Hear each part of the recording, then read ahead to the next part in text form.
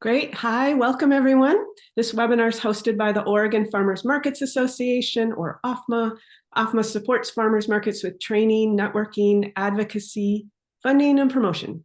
And we run workshops and peer learning circles every month. There are lots of opportunities through OFMA to connect and to find support from the statewide farmers market community. You can check out our event schedule online and see what's coming next, and we hope you'll register and join us again. And we also have recordings of all our past workshops in our YouTube library, including the past two sessions with Pamela. So if you missed those, please catch up on those. And I'm happy to see the crowd that's gathering here. Already started with a few introductions. Thank you for popping in the chat and saying hello. My name's Amanda, and I'm with OFMA, and I'm here hosting the Zoom room today, and also hear from OFMA's Kendra Graves, who you'll be talking with in the chat window. A couple more things and then we'll get started. We want to welcome that cameras can be on and off, whatever feels good to help you attend and participate. And yes, please do participate. We're here for you to share your real experiences and questions about running farmers markets. And the other way for you to contribute is just making sure that you are giving space for others to respond to you and to ask their own questions as well. We've got a variety of options available for contributing, so maybe try something new today in a way you haven't before. Type your thoughts in the chat or voice out loud when we have open Q&A. We also love to see use of emojis and the reactions button to share a quick sense of how something landed for you, to give affirmation to what you've heard. And I just want to emphasize that contributing this way really means a lot to the speakers. It's helpful for them to get some feedback and see your reactions. So when you have a question, especially if go ahead. I was going to say, yes, reactions are great, especially if I can't see anybody's face. You're off camera, so. Yeah, and so when you have a question, use the raise hand option or type them in the chat as you think of them. We'll try to answer them as we go, or we'll make space for them. So today we get to talk with Pamela Oakes, who's the owner of the Profitable Nonprofit. This is, like I said, the third webinar in a quarterly series of fundraising focused workshops that she's been leading for Oregon markets. And today we're going to learn how having individual everyday donors is more important than ever for your fundraising plan, and the keys to sustaining a large base of vested supporters. So with that, hello, Pamela. Please introduce yourself and get going.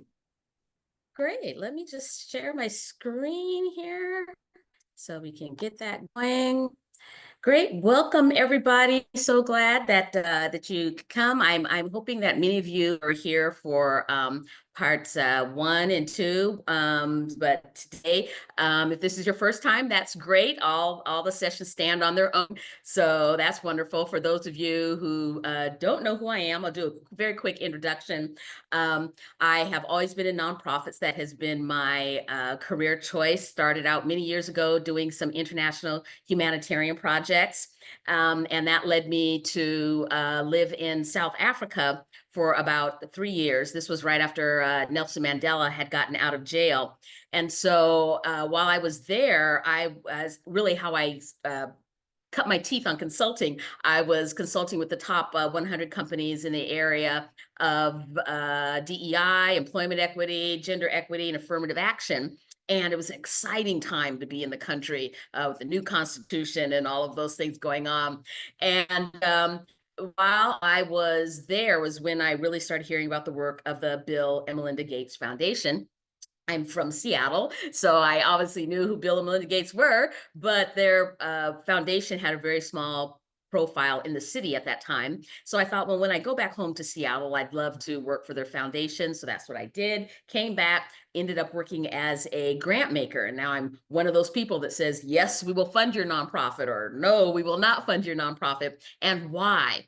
And I learned very quickly that there was a real disconnect between not only the Gates Foundations, but major foundations around the country who literally are sitting on a whole hoard of wealth, and a disconnect to all of those communities and organizations who have little or no access to that wealth. They are completely invisible to the majority of not only foundations, but philanthropists. And so I started consulting part-time while I was working full-time to really help organizations understand, what does it take to get on the radar of a major foundation? What does it take to locate funding for your initiative, and how do you qualify for that funding? And so ultimately, my little side hustle outgrew my full-time gig. So here I am 8 years later, doing this full-time.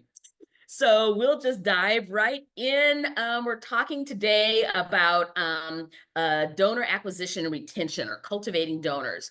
This slide is just a recap of what of fund development, which that term may be unique. You probably do a lot of it, maybe just not using it in these terms. But the step one is getting your case statement or your story. What is that narrative about what you do? Now, yes, you are a farmer's market, but hopefully your narrative talks about the benefits of a farmer's market, not just we're a farmer's market, not just we have apples on sale, but why people should support a farmer's market. What is your value proposition of why people should shop with you and not the Kroger down the street? So it's your story, and having that written is great. Having a funding strategy. So and that really is a funding strategy, is not just we need money. The strategy is, what pools of funding are we going to dip into in order to meet our goal? And it's identifying those various funding pools. Very, very important. And then today we're talking about donor cultivation, growing your donor base, which I'm going to combine a little bit with engagement. They go hand in hand. But how do you grow that individual donor base and get people to fund and support what you're doing? And we may touch a little bit on a fundraising campaign, very short, but just to put it into context. So let's start here. What I kind of, in this slide deck, did a little shift, just because so many things have happened since the time that I previously presented and developed this whole donor cultivation thing. And since the time the new administration has taken office in DC. As you may have heard, a lot of funding is being cut. This is very indicative of conservative administrations. So regardless of, what you think of the current president, all conservative administrations, their goal is to cut back and to cut spending. And unfortunately, a lot of those cuts automatically happen in the human services and social service sector. And so for you as farmers markets, you may be thinking, well, gosh, we're different. We don't get federal funding, so that won't affect us. I'm telling you that it will, because once when money is cut and money is short, that means there's fewer dollars coming to different states. And if you get funded by the association who gets their money from the states, that means that state is getting less money. And what states have to do then is shift money around to make up the gap. And again, oftentimes it creates a domino effect. When federal funding is cut, it creates a domino effect. So what I'm here to tell you is not the time to panic, but to pivot, because while we may not notice it this much this first year, I promise you next year we will. The 2025 budget have already been set in 2024. The 2026, how much money goes out the door will be very, very different. So now is the time to rethink and reimagine your funding, and to get a plan in place now, before you are finding yourself with no resources and no grant money and nothing coming through, right? Now is the time to rethink and put something in place to protect yourself. And diversifying your revenue is the ultimate sustainability goal for any nonprofit, not just a farmer's market. You always want to reduce your reliance on any one single source. You want to spread your revenue across many sources. That way, if one dries up, you have other revenue streams feeding your organization. But if all your eggs are in one basket and that basket dries up, now you're up a creek without a paddle. And I don't want you to be in that place. So just very quickly, there's many ways to fund a nonprofit or a farmer's market. I'm going to touch on some of these. There's grants. Obviously, everybody knows about grants. There's corporate gifts. Those are from, the Boeings, the Microsofts, the Amazons of the world who have money set aside specifically for philanthropic purposes. I personally feel that that's an area that is really going to see an increase once that federal funding gets cut. Is you will have to see other areas have to step up to fill in the gaps. So corporate, I love corporate gifts. Contract awards, that's where you might have a contract to provide a service and you get paid for that. Of course, that service is typically in alignment with what you do. Just making up something here, maybe you have a contract with the local school district to provide them with the cafeteria with fresh fruit for the year or something like that. And the school district pays you for that or something like that, getting contract awards. Plan giving. A lot of these things are typically what nonprofits do to get money. As a farmer's market, you may not be used to these or might not have dipped into any of these areas because you figure we're a farmer's market. We don't have to do that. And so what I want you to think about, though, is why I'm presenting these are standard ways of funding nonprofits, of which you are a nonprofit. And so you may have to rethink some things. And so I'm hoping that I am some light bulbs might be going on for some of you. But plan giving is another thing. That is where people can put a donation in their will or in their life insurance policy. And people always say, oh, well, that's so morbid. I don't want to talk to anybody about their death, because true enough, you don't get the money till after they're gone. But if you want to be around in 10, 15, 20 years, you're going to need money in 10, 15, 20 years. What plan giving does, it secures today the money that you will need tomorrow. Right? Secures today the money that you'll need tomorrow, 10, 15, 20 years from now. Hopefully you'll still be around. Earned income, that's the obvious one.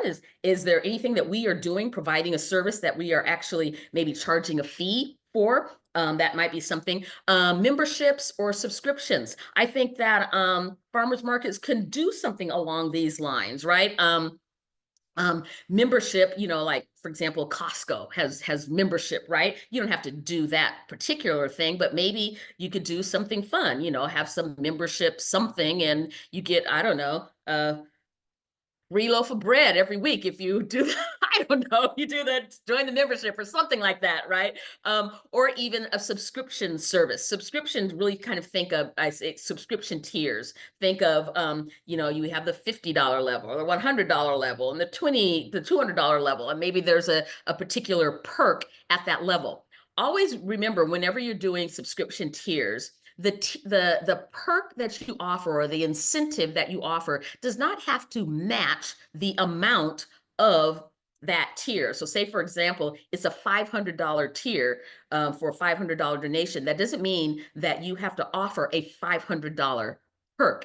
The thing about humans are we love to get stuff. It might be, for $50, I get that keychain or something with the name of the farmer's market on, or I get that refrigerator mat. Think of public television does this all the time, right? Whenever, especially if they have a big, series on, it's Downton Abbey, for $200, you get a Downton Abbey coffee mug. The coffee mug probably only costs $5, right? But you have to subscribe at a certain level just to get that incentive. It appeals to the human nature to be part of something, to be part of the in crowd, so to speak. And then, of course, special events. These are the galas, the banquets, the fundraisers, right? And then peer-to-peer fundraising, also business-to-business fundraising. Peer-to-peer fundraising is when the public is out fundraising for you, so that you don't have to expend the time. Think of the biggest one that comes to mind is the Susan G. Komen Run for the Cure, right? The Susan G. Komen is all about fighting breast cancer. Well, every year they have this big fun run all over the country. That's not Susan G. Komen's staff out there all over the country. It's individuals like me and you saying, oh my gosh, I don't even know how long the fun run is, 5K, 10K, I don't know. I'm gonna run this 10K and I am going to get people to donate, to sponsor me, say for every mile I run, or if I, and they'll give me a donation that I have to turn over. So literally I'm out fundraising on behalf of Susan G. Komen. Peer-to-peer fundraising is great. It doesn't have to be a fun run. I just use that example. It could be anything. It's like, as many people as you get to make a donation. Whoever gets the most donations gets a free dinner at a fancy restaurant in Portland. I don't know, but you can think of whatever it is, but it's an idea of getting the public to fundraise on your behalf. And then of course, crowdfunding, which we've all heard of. These are the Kickstarters, the GoFundMe, things like that. Typically, GoFundMe for a nonprofit, traditionally has not generated a lot of funding. However, as money becomes more scarce, I think we'll see an uptick in crowdfunding as well. So these are just some ideas to think about. Again, the idea is now is the time to make a plan, right? Because next year, probably for the next, year 2, year 3, and year 4, things are going to be tight. And so, yes, so, the times are changing. And so now is the time to expand the individual giving. Even if you, again, I'm sure for most farmers market, the bulk of your funding is from the Farmers Market Association, right? They fund you and you're like, okay, we're doing our thing. Or you charge vendors a fee to come in, and that's earned income where you're getting your earned income. But now is the time to really think about how do we just create a bigger donor database of individual donor support, right? And these are I'm emphasizing for all of my clients to really emphasize recurring donations like month to month or every other month or something like that, and cultivating major gifts, getting high dollar amount donations. And then, as I mentioned, leveraging corporate social responsibility. That's the technical term for corporate charitable giving programs. When a corporation, a for-profit corporation, a for-profit business sets aside money specifically for philanthropic purposes, they usually call it their corporate social responsibility. I personally think there will be an uptick in that. Now is the time to really start researching some of that and getting in on that. What I love about corporate funding versus say foundation funding and grants is the entry point is so low. Grants typically have a application process, and once you get the grant, you might not even get all the money at once, because then that foundation has to check in on you and you have to send a report back and jump through all kinds of hoops to justify them giving you that money. But for corporations, once you get the money, they're done. They're not checking in on you. It's unrestricted funding, unlike grant funding, which is typically always restricted. Usually corporate money is unrestricted. Sure enough, you're not going to get those huge, large donations in corporate funding like you might get from a grant. But because it's easier to get, you can make it up in volume, which is great. Sometimes, I had a client who got $100,000. All they had to submit was a budget and a letter of intent. That was it. Now, if you're a nonprofit, you should already have your budget. That's something that you should be already working on. Yes, it's part of running a business, right? All they had to do was send in their budget and a letter that said, why they felt that she should get it. And $100,000, which is unbelievable for that kind of cash. And then again, explore other sustainable revenue generating models over traditional grant making. What I want you to think about is if we were to stop getting grants or stop being funded by the association, what are the other ways that we can still ensure that money still comes in, and really try to increase other ways of bringing in revenue for your organization. And again, because you're farmers market and not necessarily that traditional nonprofit setup, this is something that an area where you might not have a lot of experience in, which is okay. Some of the best fundraisers are people who are creative and can think, outside the box, and not just be like, well, we've always done it this way, this is how it has to be, and we can't think of doing anything differently. And so it is going to call for times to really be innovative.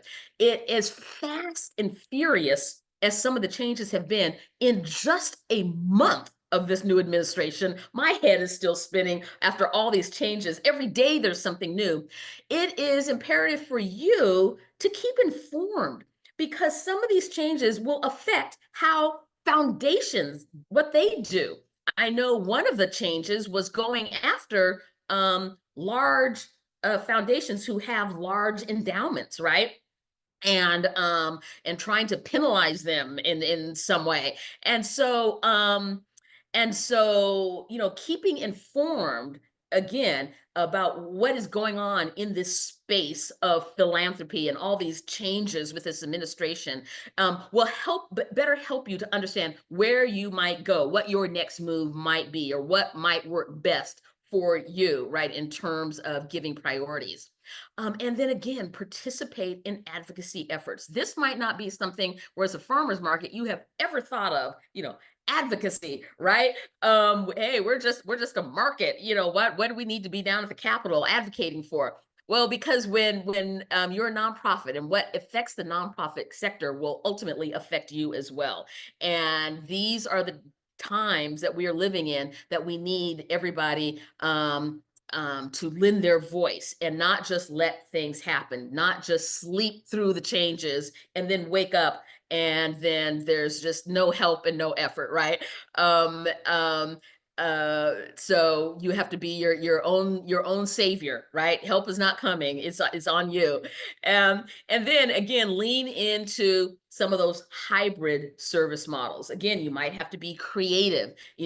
Fee-based services, what might that look like? I know for a farmer's market, you're like, well, gosh, we already, we're fee-based already. We charge our vendors stall space or whatever that is. But there might be creative. Maybe there's some other way that some other fee-based service that you might be able to provide. I don't know. But you can think about that. Or membership models. And again, I talked about, peer-to-peer or B2B, means business to business. That might be something like, you might partner with another business, and that business might say, I'm again just going to make up an example, that the local Starbucks will donate a 10% of all sales next Monday to your farmer's market. That's a kind of a business to business type of format, right? And so that for-profit business, they get a tax break because they've made a donation to a nonprofit, right? So there's a benefit to them. And the benefit also is that they are giving back, they're looking out after their community, all good stuff when you're trying to get new customers, right? So there is a plus side for corporations, for-profit businesses to want to give back. And so that's just another example of that, of a business to business. And so then the other thing that you want to think about, again, this is probably may not be an area that as farmers markets you have ever delved into, but that is cultivating major donors. Now, this is an area that when I'm talking about fundraising with my, other nonprofit clients, this is one area that I'm always teaching about, because a major donor can be a godsend for a nonprofit, right? A major donor, typically a high net wealth individual, an HNW individual, high net wealth. And because gosh, wouldn't you love to have Oprah say, that your farmer's market is on her favorite things, right? I don't know if she still has that kind of pull. She probably does, because she's Oprah, but it used to be she was the golden ticket.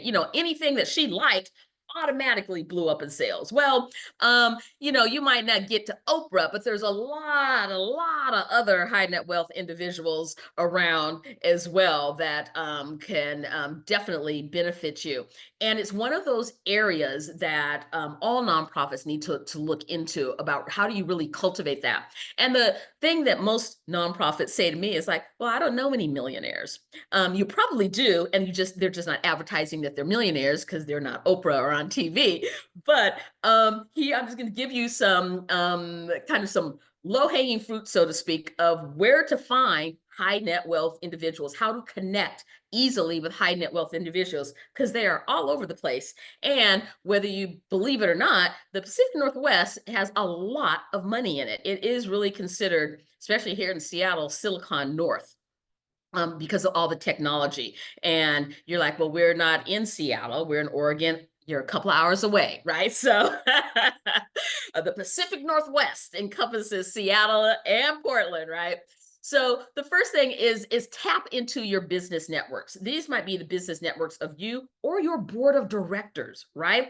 Tap into those business networks. Who are those connections, right? Who do you know? One thing that I just found out that I didn't know before was I'm always telling people to tap into those business networks because you just never know. And somebody had told me that they had one of their big donors that they had worked at eBay. And I said, oh, well, that's great. And I'm thinking it's some big executive or something because they gave, I think they gave like $10,000, pretty substantial gift for an individual. And it was something they were doing all the time. They're like, well, the only reason they can do that is because eBay matches employee donations 3-to-1. I'm like, I had to make a note of that. I'm telling every nonprofit that I know, eBay matches employee donations 3-to-1. Oh my gosh, check into your networks. Anybody know anybody that works at eBay? Come on. You need to start kind of putting those pieces together and find out, who do we know? You might not know anybody that works at eBay. Does anybody you know? Ask around and find out. Because once you tap into that, and this is what I told that client, they were only going after that one donor who had given them that big donation. I'm like, can that person introduce you to some of their colleagues? Oh my gosh, because that could be a windfall, right? A 3-to-1 match.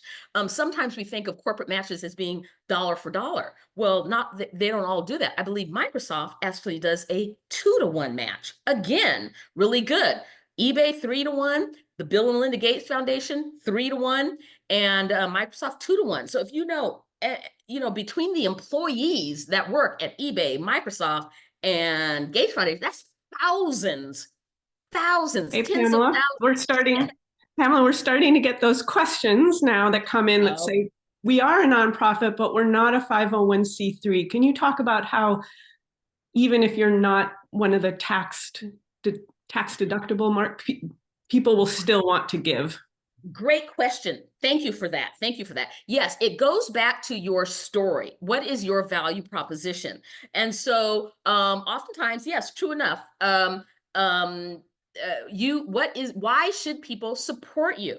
The fact that you have cheaper apples than Kroger is not a good enough reason. There has to be a bigger, more aspirational reason that you devote your time being at a farmer's market. Is it health reasons? Is it availability? Is it supporting communities and agriculture? What is it? What is that aspirational goal? That value proposition, only you can answer that, but you need to answer that. That is what you want to get people. And what you want to tell people. People think that, oh, well, I don't have a 501c3, so no one will want to donate to me. Having that is not the number one reason why donors donate. It has nothing to do with your tax status. They donate because they believe in what you do. They support what you do. They will do that regardless of your tax status. And so a tax status is great. It's a benefit. But that's not the number one reason why people give. The number one reason people give is because what you are doing resonates with them. So whenever you are trying to get donors, that's what you want to tap into. And what is that for you? It might be different, right? A farmer's market in a rural town might have a different value proposition than a farmer's market in downtown Portland. So you have to decide, what is your story? What is it that people would get excited about? That's what you want to promote. That's what you want to market to anybody, to donors, to companies, to anybody. For companies, true enough, a big incentive for them, and why a lot of them donate, is because they can get that tax write-off. However, another reason that for-profit companies donate is because it's great PR. Oh my gosh, anything they spend you know a lot of money marketing and advertising, trying to get new customers, and anything that can make them be more appealing to their consumer base, all the better. So a company that is supporting your local community, supporting health, supporting food accessibility, they're not seen as just this corporate giant taking from the community. Now they're seen as giving back. And companies that do that, companies know it increases their bottom line, because then they're like, I like this company, I think I will go shop more at that company or whatever, right? Because of the goodwill and that kind of that intangible goodwill that all companies, major for-profit companies, are looking for. Another thing to do is look at donor advised funds. If you don't know what donor advised funds are, look into it. I think we will be hearing a lot more about donor advised funds. What they are is it's a pool of money, and typically how it works is that people with a lot of money, high net wealth individuals, they don't want to start their own foundation, and so what they'll do is just pool their money together, and then there's a manager who decides where that money goes, right? It's like a money market fund for investors, but this is a money market fund for philanthropists. And typically it's for high net wealth individuals. I've seen some lower entry fees, but typically it's like, donate $500,000 or $1 million, and you can be a part of this collective of philanthropists. And so the entry donation is so high that it screens out most of us. But the way that they work, though, as soon as that donor donates that entry donation, $1 million, $500,000, or whatever that entry donation is, they get to write that off from their taxes. Now, I do kind of have a love-hate relationship with donor advised funds, because the tax break for those high net wealth individuals is immediate, but how soon that money gets out the door, not so immediate. But we saw a lot of spotlight on them during COVID, when there was this desperate need to get money into communities, and yet there are billions of dollars sitting in donor advised funds, which are privately held. So they're not under the regulations of, say, a foundation, where they are regulated by the government. If you're a foundation, you have to give money away, and you have to give so much away every year, because that's the regulations of being a foundation. Donor advised funds are private. They don't have those kind of regulations on them. And in a not to be too cynical, they can operate very much as a tax shelter for the wealthy. They get the tax breaks, don't have to pay taxes on it, and that money just sits there accumulating interest, because it just trickles out the door. They really, the bare minimum is that they're granting off of the interest. That money is still sitting there. I think in this time of cutbacks and shrinking government, I think there'll be more pressure on donor advised funds to do more. They're set up specifically and solely for philanthropic charitable purposes. And so why, I think there should be more flow of that money. I think we'll see more of that. And then patron lists. I love patron lists. What I mean by a patron list is, if you've ever gone to the opera, the ballet, or the symphony, you pick up a program and you flip to the back, and it says, here are all the people that donated $1,000 to the ballet. Here are all the people that donated $10,000 to the ballet. Oh, here's the people who donated $50,000 to the ballet. It lists their names right there. And if it's a local program, say like the Seattle Ballet, those people are probably living in the area, because you know, they would, if they're supporting the arts in the area, they're probably from that area. And so, true enough, it doesn't list their name and address, their phone number and address, but it has their names. People always say, I don't know who has money in my area. Oh my gosh, just pick up a program. You can even get an old program. Those people are probably still around. It doesn't have to be the latest program, and look to see the names. Then a quick Google search will probably identify them. Anybody who has just an extra, you know, 30K lying around to donate to the arts is probably somebody. They're probably an executive at Nike or Starbucks or something like that, right? They're not an anonymous person, more than likely.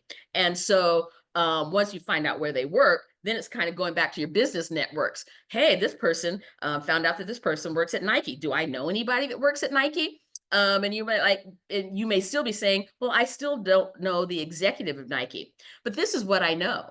When I worked at the Bill and Melinda Gates Foundation, because I'm an employee of the Gates Foundation, I had access to the employee directory of everybody else who worked at the Gates Foundation, including Bill and Melinda. It did not have their personal phone numbers in there, but it absolutely had their office phone numbers in there. And so again, it's a matter of doing a little reconnaissance, a recon mission, right? Trying to put the pieces together. What is that? There's that old philosophy. What is it? 6 degrees of separation, that the world is really so small that we were literally only 6 people away from anybody on Earth. And if you could just get the right 6 people, you can get to anybody. And so it's kind of a little bit like that. It's like, gosh, how do I find out how to connect with this person? And the idea with major donors is not to connect with them and ask them for money. The idea with all donor cultivation is to first connect with them, to share your story, share your value proposition, get them excited, get them motivated about what you do. But you don't just automatically go up and ask for money. That's just like if a stranger were to just walk up to you and ask you for money, you'd be like, no, I don't, who are you, right? um, um, um, Funding comes because of the cultivation of the relationship, of them knowing you, knowing about you, being excited about what you do. So that's number one. So this is about, how do you have coffee with somebody so you can give them a brochure, share your story, get them excited about who you are and what you do. Patron list, I love, easy to get, especially if you know anybody in the arts. If somebody that you know loves the symphony, the opera, or the ballet, I promise you, they have an old program sitting around their house, right? Ask them about that.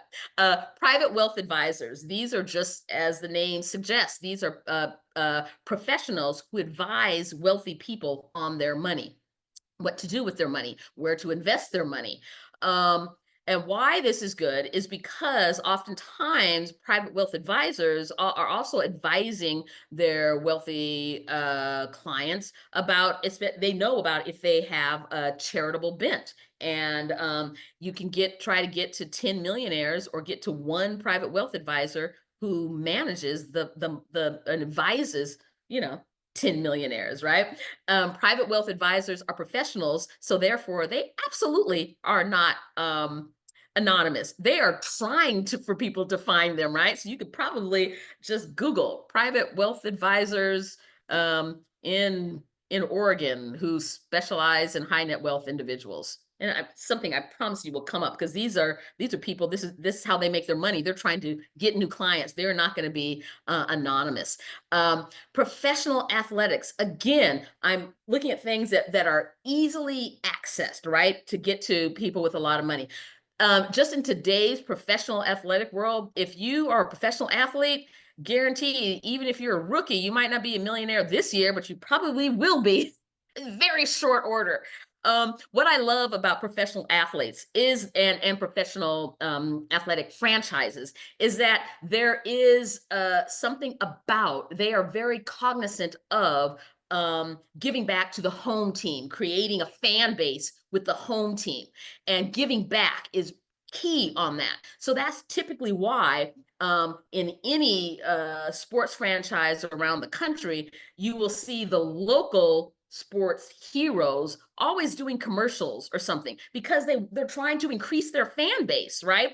And so oftentimes, I would say probably a very high percentage, I'd say probably over 95% of professional sports franchises also have a philanthropic arm. For example, here in Seattle, we have the Seattle Seahawks. There is also a Seattle Seahawks Foundation. That's the philanthropic arm of the Seahawks. The sole purpose to give back to the community that we are part of, to create that hometown, home team feeling. Almost every major sports franchise has a philanthropic arm. I know for a fact there's a Portland Trailblazers Foundation because I have worked with them before. So again, it would be ideal, obviously, if you could get a local sports hero interested in the farmers market, which is not a big stretch because if they're into sports, they're probably really into healthy eating and everything. So who knows? But at the least, there is a foundation, and to tap into that. And again, you could probably just call, I mean, they're probably just listed, Portland Trailblazers Foundation. You can, there's a phone number, address there. It's just a matter about connecting. And then again, asking them about, what do you fund? What, we're a nonprofit. This is what we do.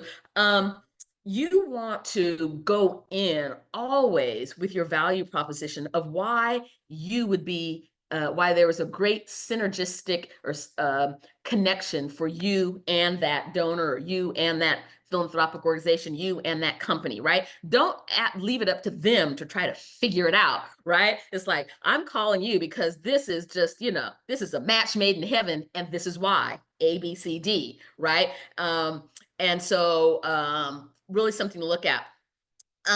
The other thing is the Federal Election Commission and the Security Exchange Commission. The Federal Election Commission, FEC.gov, is they track donations made to politicians. And again, it's like, how do we, the question that this is answering is, how do we connect with high net wealth individuals? What this does is, so it'll track, I think the FEC.gov has a search function on it. It'll track, donations made of a certain amount, and you can sort that by city or location or state. And so again, people who have a lot of excess money to donate typically have a lot of money. That's a no-brainer, right? And so the higher the donations, the more money they have. And again, it's a way of identifying them. And once again, it's not going to list their phone number, but again, is now that you know who they are, oh my gosh, this is somebody that lives in Portland. Who are they?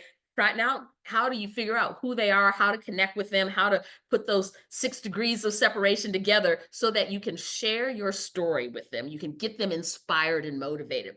The SEC, again, now I do apologize, this might be a little dated. I haven't gone on to the SEC.gov. They were reorganizing their site. They used to have a search function on it, similar to like the FEC.gov. What the SEC.gov, what they do is track investments, big investment buys and stock buys and that type of thing. Again, people with a lot of money buy a lot of stocks, and the more they buy, the more, those purchases are noted and recorded. And then also LinkedIn. Now, we know you've all heard of LinkedIn. You may even have a LinkedIn profile. What I love about LinkedIn is like, it's the leading source of professionals on the web. And what I love about that is, like, if you say, well, gosh, I'm trying to figure out who are all the employees at eBay, you can just go on to LinkedIn and just do a search on eBay. And everybody who works at eBay that has a LinkedIn profile, of which most professionals who are working in these days have a LinkedIn profile, it'll just bring them all up. Now, again, you have to kind of connect with them, but maybe they're already in your network and you don't even know, right? But these are just some ways of some entry points to identifying high net wealth individuals. Again, the idea is the more people who are motivated and inspired by you, the more likely it is that they will give to you. Nobody's giving you money if they don't know you. Don't leave it up to chance for people to stumble upon your market. That is the key, right? You want to be proactive in being able to generate some interest for your market. As you, again, I should have stopped. I'm going to pause real quickly. Are there any questions? As you see, as usual, I'm just running right through, not even taking a breath. I don't know. I can't see the Yeah, chat. Pamela, I think there are some people are wondering about what about our shopper base, those people who come to the market every week, and how do we get their attention and let them know that when they already think they're supporting the market by buying from vendors. How do we Yes. tell them we need you to support us too? Absolutely. And so, and again, this is where you have to be a little creative about your story, right? And again, I'd be the same way. I admit, I don't know a lot about the inner workings of farmers market. Do I go to my local farmers market? Absolutely, yes. Do I think I'm supporting them because I bought my grapes and my tomatoes there? Absolutely, yes, because I haven't heard anything different. So what has happened is because one thing that is to your benefit that other maybe nonprofits don't have is that you have that constant influx of the public that you're exposed to all the time. So the question you have to ask yourself is, how do we get our story, our value proposition in front of them, right? So that might be, it could be anything. You be creative with it. It could be signage, it could be some brochures, it could be something that you are telling your vendors about to share or something, right? You have to decide what that is, but it's not just about them buying your produce, right? Or buying from the vendors produce, but what is the value proposition of supporting not only your farmers market, but farmers markets in general? What is the bigger goal that you are trying to achieve? Is it just that you want to sell cheaper apples than Kroger? Is that your reason for being, or is there something greater about it, right? That's what, while it may seem very obvious to you, is typically not that obvious to consumers, right? Um, and so oftentimes we have to remind the consumer about what that bigger aspirational goal is all about, what that bigger aspirational value proposition is. Don't assume that they automatically know that when they buy from that vendor, they support 10 jobs in Oregon, and that they are creating, healthier foods and allowing for more food. They don't know that. They're just thinking, they're comparing prices. They're grocery shopping, right? So you oftentimes have to remind them what that value proposition is, and how do you do it? That's on you. Again, here's just some ways of doing that, right? Social media, obviously, that's the main one people always think about. That is one way. In your social media, yes, you want to advertise, again, who you are and what you are, and your produce and whatever you're selling, obviously, but don't forget to balance it out with sharing your story about why people should come to you. Say, for example, in food areas where there's food deserts and your farmer's market is the only place in a 20 square mile radius where people can buy fresh produce. People need to know that. You might know that, but don't assume that anybody else does if you're not telling them, right? And so the idea of engagement and cultivating donors is to mix it up. You may be doing a great job with social media, but if that's your only way of outreaching and sharing your story, then it's getting lost in the noise. And this is, again, a human nature thing, that human beings, if we keep getting the same kind of stimulus over and over and over again, the exact same stimulus, we tune it out, because there's so many other stimuli coming into our brains. What we pay attention to is when something's different and something's new and something's unique. So if your only way you are reaching people is via social media, ultimately your message is just going to be tuned out. Same thing with like newsletters. People say, well, gosh, we send a newsletter every week or every other week or every month. People may have read the first 2, 3, 4 newsletters. They're not reading the 50th and 60th newsletter. Don't stop, however, because you may get new followers for your newsletter, but you have to mix it up to keep people's attention. So plan on mixing it up. Sometimes it's doing phone calls, and you may be thinking, well, we're a farmer's market. How would we ever get somebody's phone number? Have a guest book. I love that. That's just as an easy way. Hey, welcome to the farmer's market. Did you sign our guest book? And the guest book, in the guest book, they have to put all their contact information, at least an email address and a phone number, right? Hopefully their mailing address as well. Sign our guest book. We'll keep you updated on all the latest and greatest happenings or sales at the farmer's market. Some way of collecting their contact information. We talked about that when last time we were talking about, how do you collect contact information.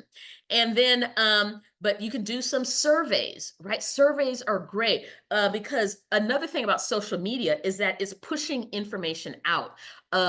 Cultivating, and why I call it cultivating support is because it talks more about relationship building, and relationship building is a two-way conversation. Social media is just a one-way conversation. It's you pushing information out. Nobody's responding. They can't get back to you. They're not giving you feedback. And so what I love about these other areas, it's a way of getting feedback. And when people love to give you feedback, it makes them feel important. And so phone calls, surveys are great. What do you like about our farmers market? What can our farmers market do to better serve you? Great question, right? You don't have to, nobody's going to answer 100 survey questions at one time, but some quick, get some survey questions, and then in those emails or having a chalkboard when they enter the farmers market. Hey, answer this question. What can we do? Maybe have some post-it notes and people can post, or a suggestion box there, right? To get some feedback, right? They feel more engaged if they feel like they are, oh, this is my farmer's market. I can give them input as well. Doing live stream videos, again, putting a face behind the farmer's market, right? Again, we have the big Pike Place market here. That's all I know. I know the Pike Place market. I don't know, except a couple of my favorite places. I don't know all of the vendors there, right? Live stream could be doing something about that. So what you want is to make it familiar to people, not just the name, but make it familiar. Again, newsletters, blogs, doing some virtual coffee chats, open houses are great. You already kind of have an open house because you're a farmer's market. People are coming to you already. Make that an experience. How can you make that more of an experience, right? When they're coming to you to get whatever it is they want, how do you make that more of an experience? I don't know. Think about it. Be creative about it. I always like door to door as well. Again, I tell my clients this so often. You are operating in isolation. You're doing all this amazing work, and you just assume that people know about it. I had an amazing organization. Oh my gosh, they were incredible. And they had been operating out of this little storefront. Nobody knew they were there. And they were located in within 2 blocks of a residential neighborhood. I'm like, you guys need to go tell the neighbors what is happening on their doorstep that they might not even know about, to get them excited about, oh my gosh, that's happening in our neighborhood. I didn't even know that. There's a farmer's market that close to me. Gosh, I didn't even know that. And that's a great way to get new customers as well. But anything you can do, meet and greet, happy hours, maybe thinking about those membership levels or something. It's like, hey, maybe first Thursday after hours, we have a happy hour or something where you get to meet the vendors or something. It's exclusive only for if you're a member or something like that. I don't know.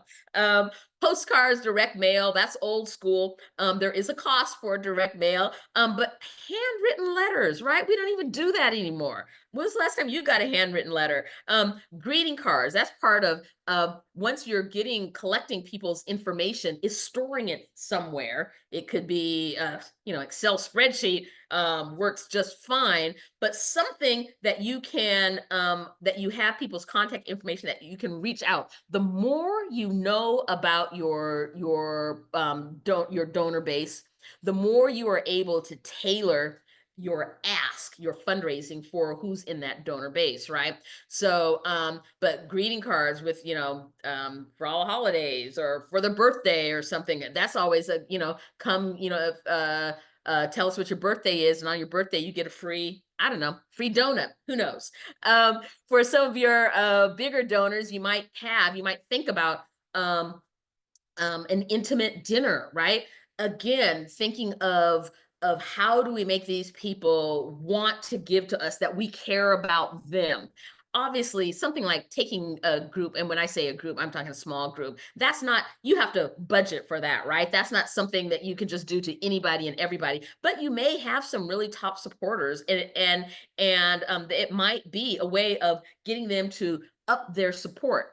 And I think, like I say, in these coming next few years, I think that's what a lot of fundraising is going to be. It's not so much really going out and expanding your donor base. It is that, but it's also getting the donors who already support you to give more, to up their support. And sometimes you're gonna have to do that in person. And that's, again, the more money you want, the more you have to plan to do that in person. Do not think that you can, do that over the phone or email, right? The more you want, the more in person, the more of your time you're gonna have to give. And then trainings and orientations are always a great way too. Maybe it's, gosh, we just got in a fresh batch of lobsters. We're going to do a cooking demonstration. Come and sign up for the cooking demonstration, right? The key is, once they sign up, they have to give you their contact information. Now you've got their contact information. You can reach out, you can engage them, you can share your story with them, right? But if you don't know how to reach out to people, if you can't get to people, you are dependent on them to come to you. And that is a very poor way of trying to raise money, if you're always having to depend on people coming to you.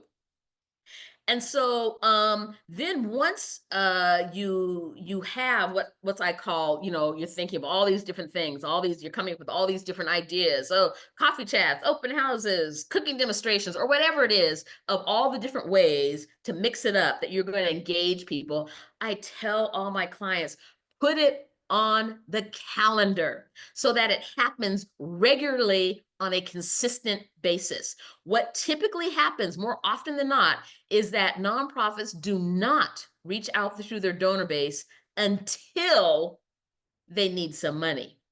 But by then, it's like too late. Nope, you haven't been talking to me. Now all of a sudden, I'm getting a phone call because you want some money. That comes across as very disingenuous, right? That you don't care about me. You just care about my wallet, right? But you're not trying to engage me. I don't know anything about your story. So put it on the calendar so that it happens on a regular basis. And you might be saying, what happens on a regular basis? That outreach, mixing up the outreach. So it could be social media is good, but don't let it all be social media. Mix it up. I do say that of all, I call that touch points. Basically, you're reaching out and touching people, right, in some way. Of all that engagement, at least have, I say, once a quarter, something in person where you are actually reaching out in person. So, I mean, there's newsletters, there's video chats, there's so many ways for reaching people, but at least once a quarter, do something in person. I don't know what that might be. It could be, we just got a shipment of strawberries and we need some volunteers to come and wash them. I don't know. Stack the shelves. I don't know, but something in person where people can get involved and get to know you. See, and that's the thing. I think we think that, well, this is the farmers market, but the farmers market are people. Who are the farmers? The more that people feel that they know you, the more likely they will support support you. People want a face. They don't want just a name, right? People support other people. And so having something in person, and again, you're a farmer's market. So everything you do is in person, right? So again, it's just a matter of thinking about how do we kind of elevate that experience of people coming in, and be creative, because it shouldn't have to take a lot of money to, but it does take a little forethought, a little brainstorming with you and your team. And then I always say that for every nonprofit, if you are a nonprofit, you need to have a fundraising event.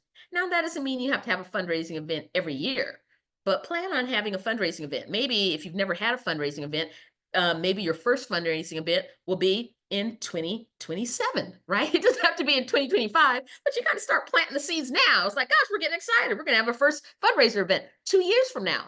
The reason why that works is because as you're going through the engagement and reaching out to people and dropping those little seeds about your upcoming first fundraiser in 2027, is that you're also dropping little seeds about, gosh, this is how much money we're really looking to spend, looking to raise in 2027. And would really like your support, in 2027. And, as time goes on, gosh, what would make it easier for you to support this? Could you be one of these people to give us $1,000? If that seems like a lot, it's not due until 2027, right? What can we do to help you get to that? And the more time you give people to give, the higher your donations will be. If you ask me for $1,000 tomorrow, I'm going to have to turn you down, because I've got, budgets, I've got mortgages, I've got car notes, I've got groceries, I've got all these other obligations. But if you ask me for $1,000, but that $1,000 is not due for 18 months, I'm like, wow, I could probably help you out. I can budget now. I can save now. I could probably make that donation. That's actually the key to fundraising. It's not what happens at the event. It is what happens before the event happens. What a professional fundraiser will always tell you is that 40% of the donations are typically accounted for before the event happens. That's how you know that that event is going to be successful or not, because you've been successful in getting what's called a pre-commitment. Those people have committed. The checks are usually collected the night of the gala or whatever, but people have committed prior to that. That is the key to successful fundraising, getting people to commit now, but they don't have to pay until later, because then you can always ask for more. Because they have time to save.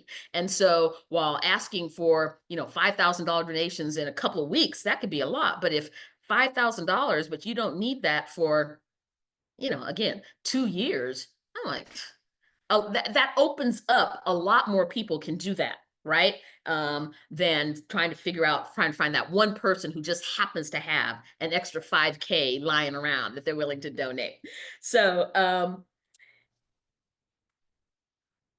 we're like right at 1:05. I know we have like about half an hour to go. Do people want to take like a 5-minute break, or you want to just plow through to 1:30? Can you give a thumbs up or hands up, or what do you think? I can't see everybody. Amanda, getting any responses there? We can probably just keep going. I think. Okay. Yeah. Not a problem. Not a problem.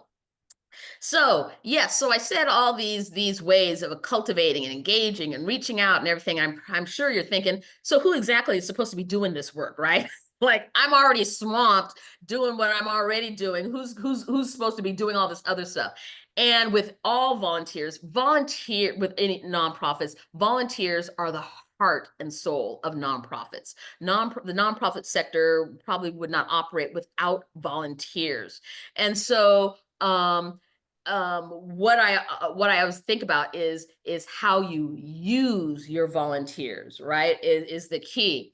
And so advertise for volunteers in the same way you would if you were hiring paid staff, right? If you were looking for a new accountant, you'd probably be, posting it somewhere or going to Indeed or something, posting on job boards. Advertise for volunteers in the exact same way. What I love about LinkedIn, they have a job board there, professional job board. But what I love is that you can also post positions for volunteer positions. Unlike, say, Indeed, which is a job search engine, right? You can only create posts for paid positions. You can't do volunteer. So, but LinkedIn, I love that. And LinkedIn, again, is for a professional community. And so you can post for volunteers. Give volunteers a job description for what they're going to be doing. The reason why many nonprofits have a difficult time getting volunteers is because all they say is, we need some volunteers. And while volunteers might not say it to you, what's going on in their head is, to do what? To take out the garbage, to clean the floor? What am I going to be volunteering for? People, you just say, we need volunteers just to help.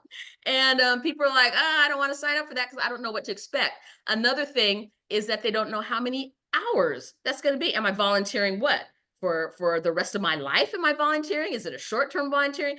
Be specific and give a job description. Really important so people can put it into context what exactly it is they're going to be doing. Focus on the benefits gained from volunteering, not just the benefits that volunteers bring to your organization. So too often when you're talking about we need volunteers, it's like volunteers will help us do this. And with volunteers, we can do this, and then we can do that. But volunteers, what benefit do they give? Sometimes that's why people don't like to be volunteers, because they feel like they just get all the drudgery and that all the jobs nobody else wants to do. And who wants to do that? They don't want to feel like they're being taken advantage of. They want to give back, but I don't want to be taken advantage of. And so to get volunteers, you have to talk about what is the benefit to them, to be a part of something bigger, to help your community, to help bring food to food deserts, to help whatever it is, as part of your story, right? The same benefits that would inspire people, use that to inspire volunteers. And then provide a range of volunteer opportunities and commitment levels. Again, just saying we need volunteers, people are like, to do what, for how long, and where? Can I do it from home? Is it on site? So the more details, right? But give a range. So I always like to break it up into smaller projects, like something that could be done, a couple hours a week, maybe 2-week project, maybe something that could be completed in a month, maybe something that could be completed in 3 months. 3 months is about the maximum you are going to get from any one person if you're not paying them. Again, volunteers typically don't like to say it. They just slowly disappear into the backdrop, and you never hear from them again.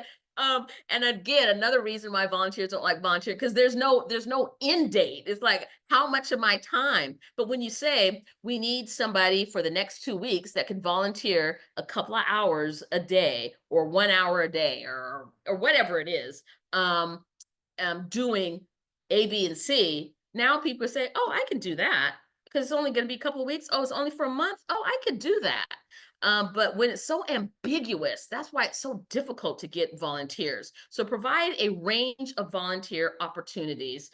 Be very clear about what you need them to do. And again, some of the volunteer projects that I think are great. Too often, I personally think the highest and best use of volunteers in the nonprofit sector is having people volunteer to bring in money for you. That's the highest and best use of volunteers, not to help clean up, which is what we usually use them for. Oh, we need some volunteers for the decorating committee. That's great and wonderful, but you need volunteers to bring in money, right? And then you can hire a professional decorator, right? So some of the volunteer projects, again, are in line with some of the things that I just talked about. Contacting companies and local businesses to research their corporate giving programs. Again, never call up a company and it's like, say, hey, we're trying to get money. Because they're like, again, they don't know you. So try to get as much information first. What you ideally what you want is the name of the person who's managing their corporate charitable giving program. And you want to take them out to coffee to what? Not ask for money, share your story. If you get that person excited about what you do, they will in turn share it with their employees or with their team or whatever, right? So the first thing is always about how do we get them excited and motivated and inspired by what we do. So um so researching corporate charitable giving programs. Now, when I say corporate, yes, I do mean Starbucks, Microsoft, Nike, but I'm also talking about that local real estate company down the street, the local car dealership, the hair salon, right? All businesses, big and small, and find out first. It's just, you can always just even use that. It's like, I'm doing some, I'm from a local farmers market here and I'm doing some research on local corporate charitable giving programs. Do you mind if I take a couple of minutes to ask you some questions? Have the questions right before you get on the phone, right? But that's what you want to know. Do you have a corporate charitable giving program? Who manages that? Phone number?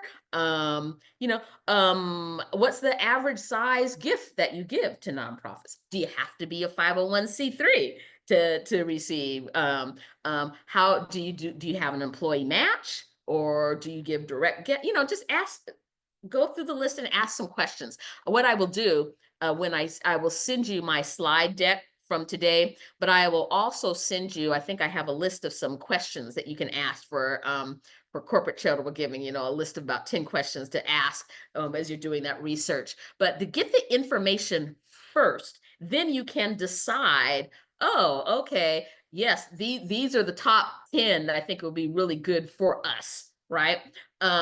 Instead of just trying to make a lot of random phone calls and hoping and praying that somebody says yes. Do the research first. Great job for volunteers to just get on the phone, make some phone calls. Research Oregon family foundations. I specifically say family foundations. Too often, well, yes, okay, I get it. Bill and Melinda Gates is a family foundation, but um, too often, we're always going to the big names. And the thing is that those smaller family foundations still have money to give away with less competition and are typically more flexible in what they give and how they give and to who they give. The bigger the foundation, the more stringent and restrictive their requirements are going to be. And so I love just family foundations. Now, I believe there are roughly, could be wrong, but roughly a couple thousand in Oregon. And you might be thinking, really, a couple thousand?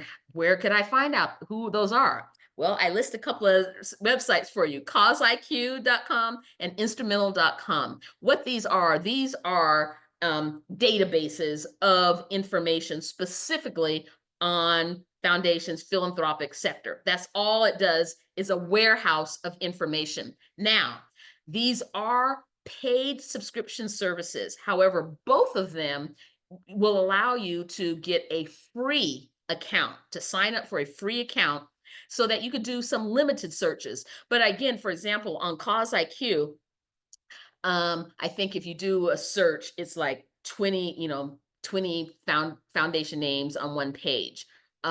So if you don't sign up for an account, I think they will only let you see 3 pages, which would be 60 different names. If you sign up for an account, a free account, then they will let you to see search up to 10 pages. So 10 pages, 20 names each. That's 200 potential foundations. And of course, when you do that search, yes, it's going to bring up the Myers Foundation and the Gates Foundation. Bypass that and go to that foundation that you have never heard of before and give them a call and find out what do they fund, right? What I love about both these sites is because they're warehouse information, typically they have phone numbers, who they are, how much money they have to give away. The smaller foundations, maybe this foundation, it only has $1 million to give away. That's probably why you've never heard about them before, but $1 million, that's still green, right? And typically it's just information. It'll typically tell you a little bit about who they may have funded before, maybe a little bit about them. It'll give you a little brief, like this particular foundation is only funding, education initiatives for girls, right? And then you can think, well, that might not be the best foundation for us. However, what I also know is that birds of a feather flock together, and one foundation knows what other foundations are doing. So even though it might not be a foundation whose strategic initiative is in line with what you do, you would probably be going after the ones who fund, food or agricultural projects, right? Something along those lines, right? Of which there are many. But even if they don't, then what you ask them then, like, again, you're just doing some research when you call them up and say, do you know who does? What foundation in Oregon does? And I specifically said Oregon because, again, there's a couple thousand in Oregon. That's not even including the couple thousand that are in Washington, and who knows what's in Idaho. So if you were looking at the entire Pacific Northwest, you are getting into several thousand. I think there's like 3,200 in Washington. And I know over 2,500 in Oregon. So right there, you're over 5,000, right? Plenty of options. But again, a great job for a volunteer. Just go onto these websites, pull some information, collect some information for us, right? Cultivating and engaging with donors and supporters to share the story. I had an organization, and the way that they were using their volunteers was specifically, this is all their volunteers were doing, is getting sharing the story of the organization with 10 to 15 people twice a month. That was it. They weren't asking for money, they're just sharing the story. And they could do that in any format that was comfortable for that volunteer. So that could be happy hour, that could be, meet me down at the pub, that could be meet me down at Starbucks for coffee, it could be brown bag lunch in the conference room, whatever it was. It could be come to dinner at my house, or it could be a formal dinner, whatever was comfortable for that volunteer. But it was all about sharing the story. Again, the idea is, how do we get our story out? How do we engage and motivate and inspire more people? That's the thing. When people are motivated and inspired, they will give, but they will only give if they are motivated and inspired. So how do we motivate and inspire and share our story with more people? The only ask from those volunteers was like, we just got you together to share this story. It wasn't cumbersome and burdensome. I mean, they're not keeping people there for 2 hours. It was like, short and sweet, 20 minutes, half an hour max. And if there's food being served, even better, or drinks, right? But the only ask was, do you mind if we just pass along your contact information to this nonprofit, because they're just wanting to get their story out to as many people as possible. So we just want to share with them how many people we shared this story with. And people are usually like, if they know they're not going to be asked for money, people are like, oh, sure, no problem. And so, but that was the only ask. That's how so they had their volunteers were out there connecting with their network. So instead of that organization trying to figure out, who do we talk to? We don't know anybody. Then the volunteers were connecting with each of their networks. And that's another key of why volunteers are so powerful, because you need someone to open up their networks. If you just rely on the people that you and your board know, your list is going to be very limited. Because while we love to all think that, oh, thousands of people know who I am, but do you have thousands of people contact information? No. And you need people to open up their networks to get to people that you don't know. And volunteers are great for that. And then another great job for volunteers is just having them prospect for major donors. I just showed you on that previous slide all those different ways. Look at the patron list, call up the professional athletes, see if they have the franchises have a philanthropic arm. What's the name of it? Who's in charge? Call up some companies, right? All of those different things. Try to find out, do we have any private wealth advisors in the Portland area or whatever it is? Using volunteers. Again, this and doing this right here is a real world job. That's why I say give people a job description. This work is typically, if you were working for a foundation, this would be considered like a fund development coordinator or fund development assistant, doing all this research and this calling. That's what they do. And so why I say that is because now those volunteers, they have real world experience that they can actually put on their resume. They can't put on their resume, I mopped floors at the farmer's market, but they can put on the resume, over the summer, I worked as a fund development assistant or fund development coordinator, contacting local philanthropies and foundations, right? Researching local, charitable giving programs. That's real world opportunities. That's another thing why some nonprofits have a difficult time getting volunteers, because they're not giving them tangible skill sets that they can take with them even after they're gone, right? So then the next question I know you're asking is like, okay, great. Now, where am I supposed to find all these amazing volunteers that are just going to volunteer their work and help, right? So again, as I mentioned, LinkedIn, also the United Way. Now, I don't know, I'm not familiar, again, as I mentioned, I'm in Seattle, so I'm not familiar with United Way in Portland. However, here in Seattle, we have what's called the United Way of King County. They do what's called Project Lead. And what that is training local people who are interested in nonprofit work. And so they maintain a database. Oftentimes it's for board membership, but it trains people how to serve on a board or how to be good volunteers. Skilled volunteering is what they're calling it. And so then a nonprofit can call up the project lead department of United Way here in King County and say, we're looking for board members or looking for volunteers. Can you make some referrals? So, and these are people who are already trained. United Way already trained them, which is great. Colleges and universities are my absolute favorite. It's a wealth of bright, educated minds, and you get the benefit of all that expensive education, right? Especially if that local college and university has a degree program for public administration or nonprofit management, which most of them do. Like, for example, here, the University of Washington has a nonprofit management. Seattle University has a public administration degree. So that means that all of those students involved in those programs are seeking opportunities to work in the public nonprofit sector, right?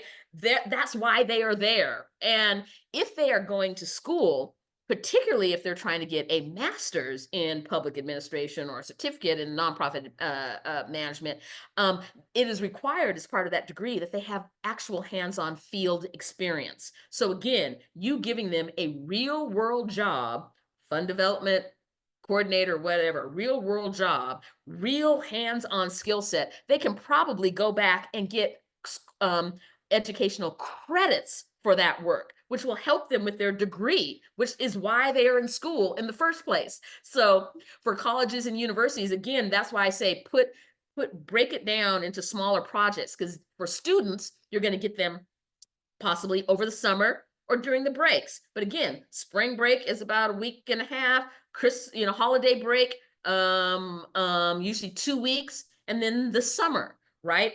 So again, 3 months, couple of weeks, 1 week, can work great for students, or something they can do in the evenings, right? That's not going to take up a lot of time. So there are actual volunteer match services, and I put a couple of them here: Volunteer Match, Points of Light, Create the Good, and Idealist. These are websites you can just click on. They actually try to match people with you're a nonprofit. You say, this is what we do. We're looking for volunteers interested in this in the city of Portland, or wherever you are. And they try to match you with people to volunteer. That's what the sole purpose of those sites are for.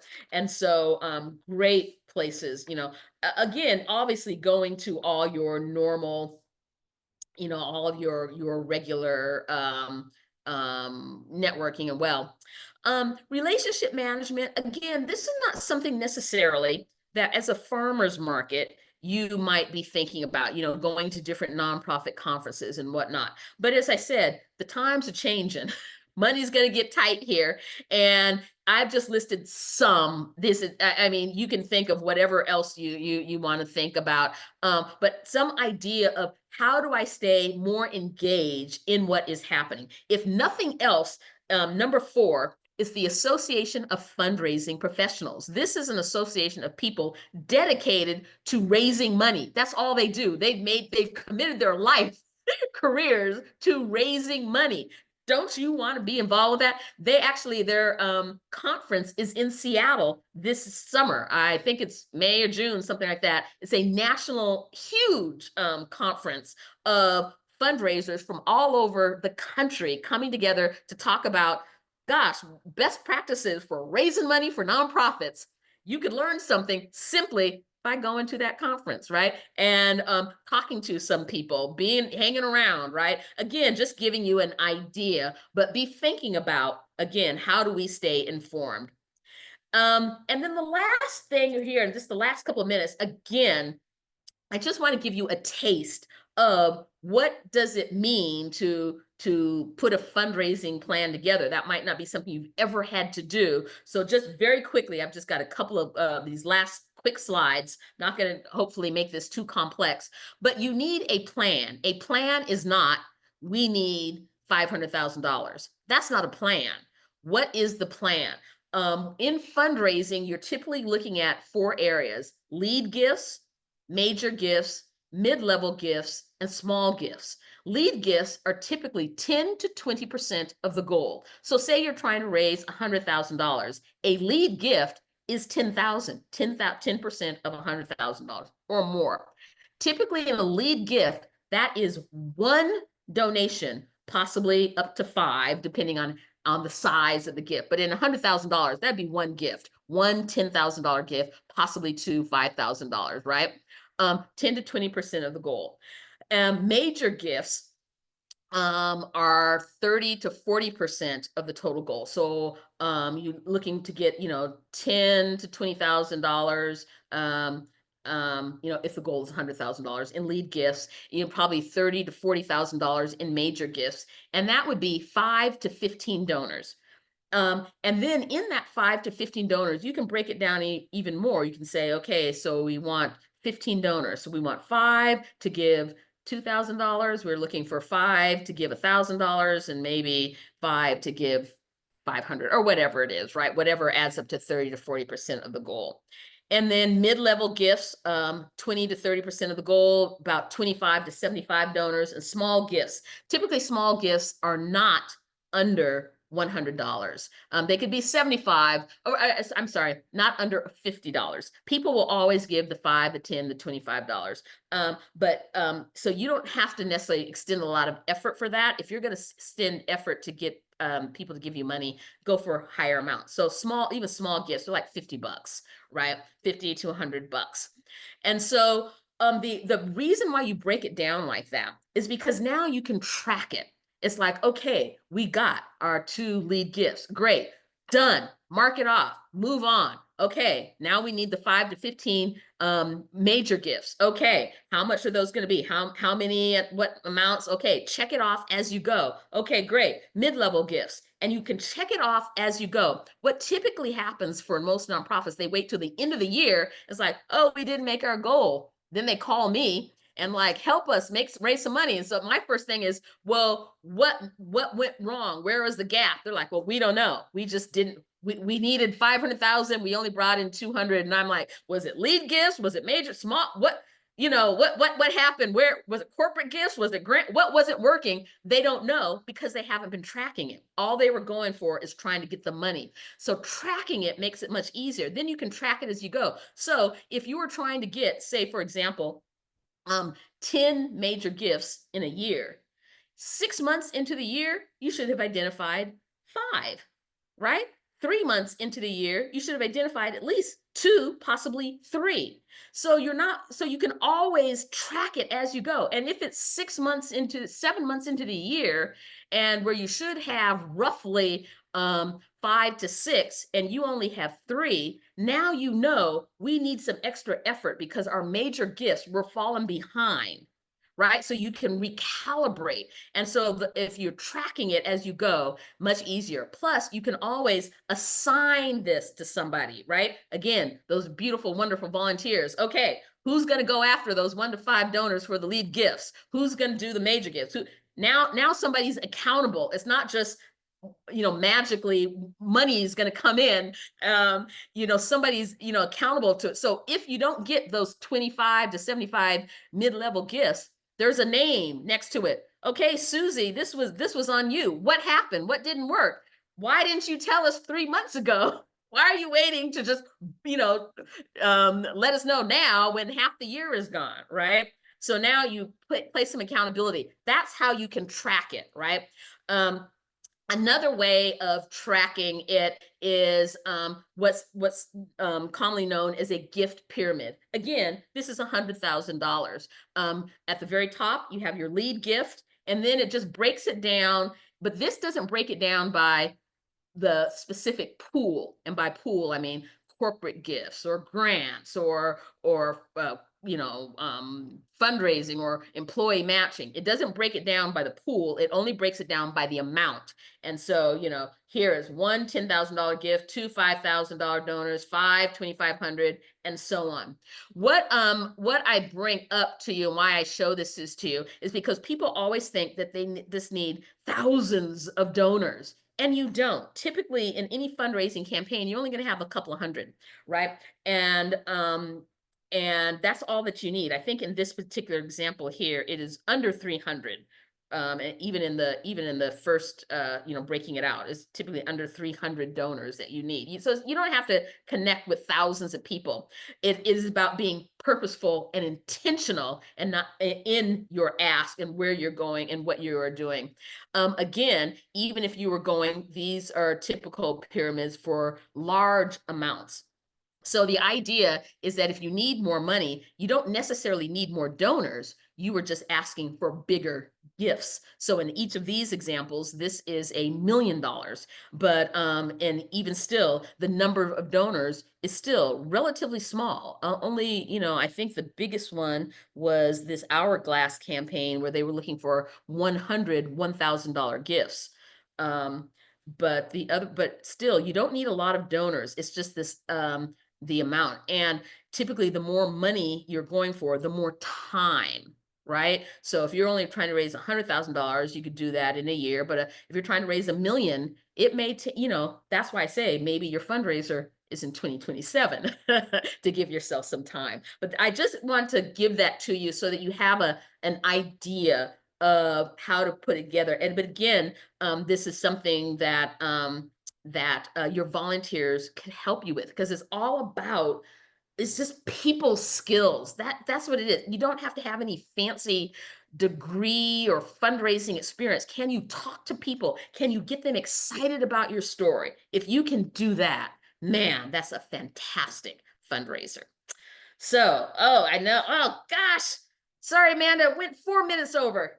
Yikes. Thought I was doing so great there, but Okay, you did great. This was so comprehensive. And I think we're also going to have to, you did such a great job talking about volunteers and what to do with volunteers. We're going to have to tag the recording as also like, watch this if you want to learn about volunteer management. So thank you for that. Absolutely. So thanks so much, everybody. I'm happy. I know if there are any questions, I'm happy to stay on for a couple minutes if anybody has some questions that they didn't get to ask or I didn't answer. Let's any We don't have anything. okay. I think we got to everything in the chat, but if anybody wants to stay and just ask something, feel free. Or I don't see anything. Okay. Well, great. Again, I will send my slide deck to Amanda. She can distribute that to everybody. And again, I'll be sure to include those questions. Like if you're doing your research, what do I ask those corporate people, right? So I'll make sure that you get that handout as well. So thanks, everybody. And hopefully you will come back for our last one, which is on community-centric fundraising practices. And oh gosh, I forgot the date. When is that? Do you know the last? Is it April? I can't remember. March. It's in May. In May. Okay, yeah. That'll be our last webinar. Hopefully you'll come back. So thanks, everybody. Have a wonderful afternoon. See you. Bye. Thank you, everyone.